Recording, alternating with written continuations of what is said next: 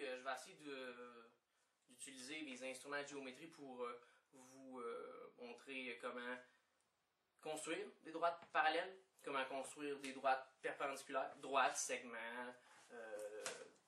demi-droites. Je vais aussi, dans d'autres vidéos, vous montrer comment comparer deux droites. Donc, vérifier si elles sont soit parallèles ou soit perpendiculaires, ou soit ni l'un ni l'autre. Donc, j'espère que mon vidéo va vous plaire.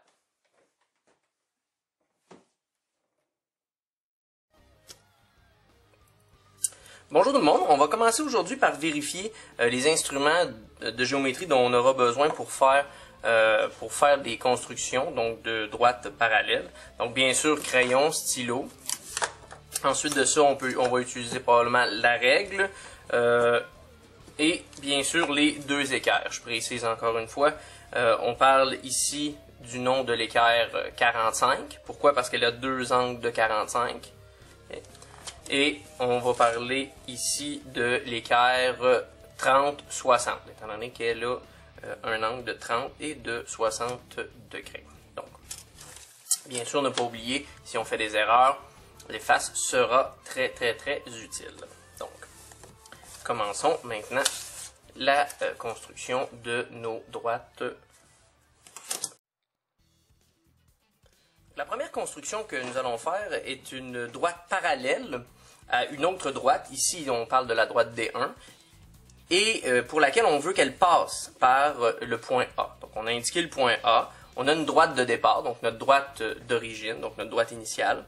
Et on va s'assurer d'avoir une droite qui est parallèle, qui passe par le point A. Pour ça, on aura besoin d'une de vos deux équerres.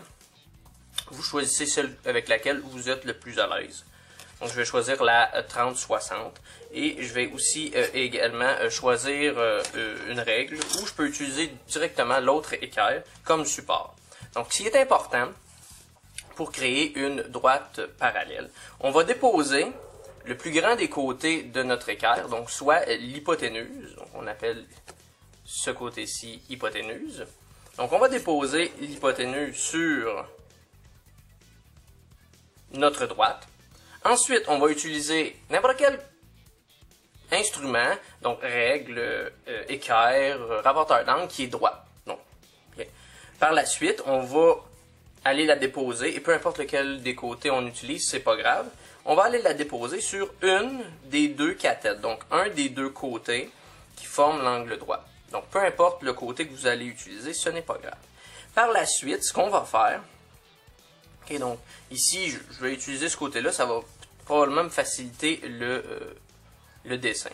Une fois que c'est bien fait, donc je me sers de soit ma règle ou ma deuxième équerre comme support.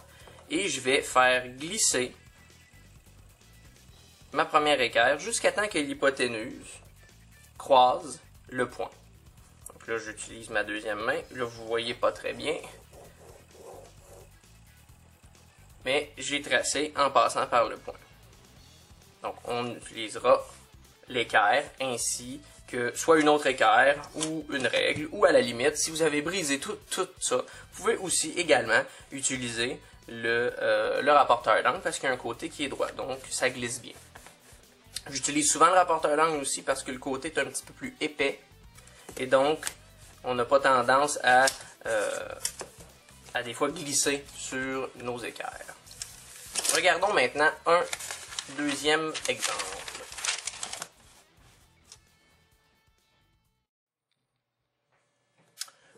Pour le deuxième exemple, une petite variation, quelque chose de minime.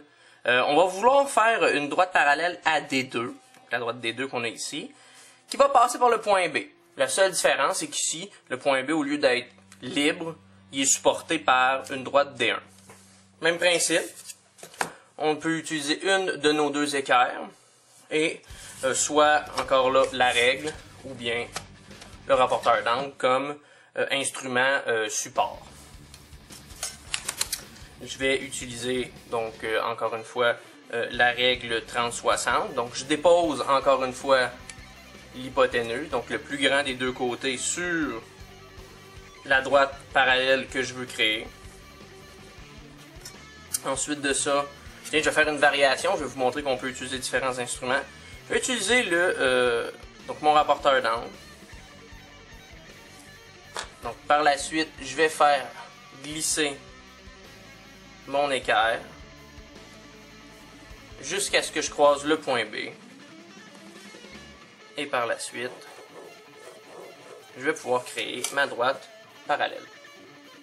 Comme vous avez vu, on peut utiliser une règle, on peut utiliser un rapporteur d'angle ou votre autre équerre comme support.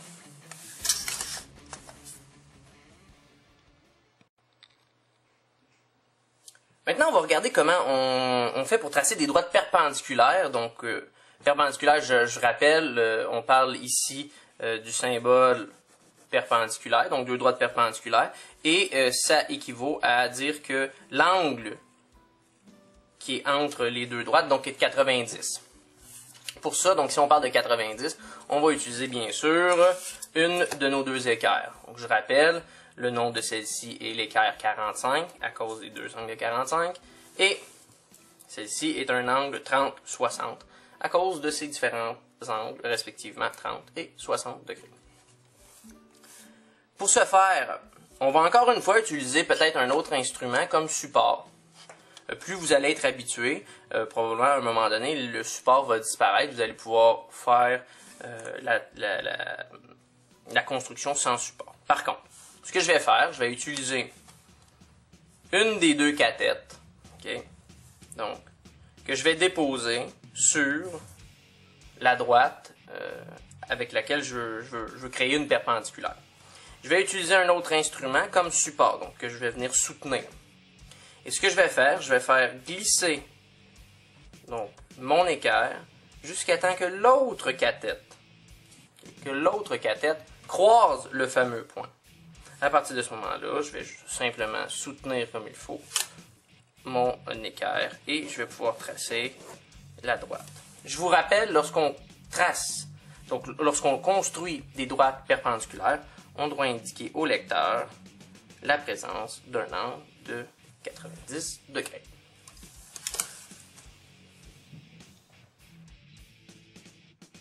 Pour le second exemple, encore une fois, une légère modification, c'est qu'ici, on va vous demander de faire une droite parallèle à D2, mais qui passe par le point B. Encore une fois, la seule petite différence avec l'exemple précédent, c'est que le point B est soutenu, donc est supporté par une droite D1. Encore une fois, on va utiliser le même principe. Cette fois, je vais la dessiner en bleu pour un effet visuel plus intéressant. Encore une fois, je vais utiliser l'équerre. Cette fois, je vais utiliser l'équerre 45, tout simplement par souci de vous montrer qu'avec plusieurs instruments, on peut tout simplement en venir au même résultat. Et je vais utiliser la règle. Première chose à faire, je mets une des deux cathètes, donc un des deux côtés qui forment l'angle droit, sur la droite avec laquelle je veux former une perpendiculaire. Je vais par la suite me servir de ma règle comme support, et donc j'accote bien comme il faut. Et je vais faire glisser mon équerre jusqu'à ce que l'autre cathète croise le point B. Par la suite, je pourrais créer ma droite. Et on n'oublie pas, lorsqu'on crée une droite, une demi-droite ou un segment qui soit perpendiculaire, on doit indiquer au lecteur que on a fait un angle de 90 degrés.